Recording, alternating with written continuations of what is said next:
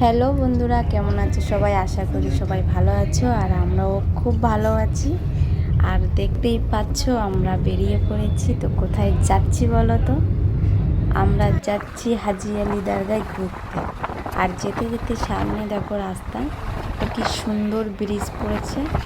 ব্রিজটা খুব সুন্দর, অসাধারণ লাগছে। আমরা সেই ব্রিজের উপর দিয়েই যাচ্ছি। খুব সুন্দর ব্রিজটা। আর দেখো আমরা এসেই গিয়েছি।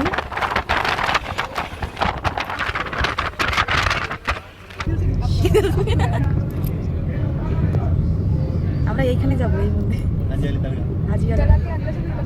সমুদ্রের মাঝখানে।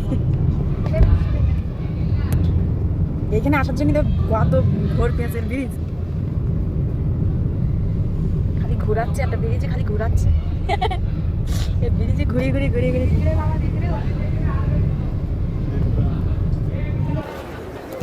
দেখতে পাচ্ছ আমরা এসে গিয়েছি। আর কত মানুষ হেঁটে যাচ্ছে।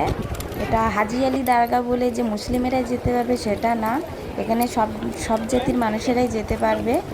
আর সামনে দেখতে পাচ্ছ এত পরিমাণে হাওয়া হচ্ছে, জামা উঠছে, বুঝতেই পারছো সামনের দিকে যাওয়াই যাচ্ছে না।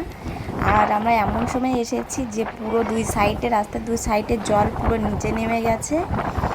আর শুনেছি হাজি আলি যখন ভারতে এসেছিল তখন এখানটা তার ভালো লেগে যায়, তার মন বসে যায়, সেখান থেকে তিনি এখানেই থেকে যান। আর তিনি এখান থেকে যাননি, এটা মুম্বাইয়ে সাগরে মাঝখানে হাজি আলি দরগাটা অবস্থিত।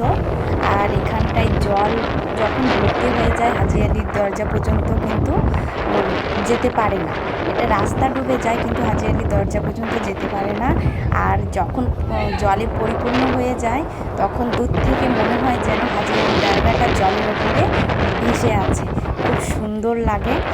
আর যতই ঝড় তুফান আসুক না কেন হাজি আলি কিন্তু কোনো ক্ষয়ক্ষতি হয়নি।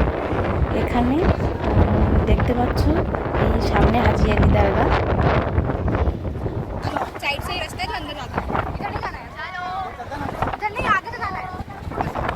এটা হলো সেই হাজি আলি দরগা।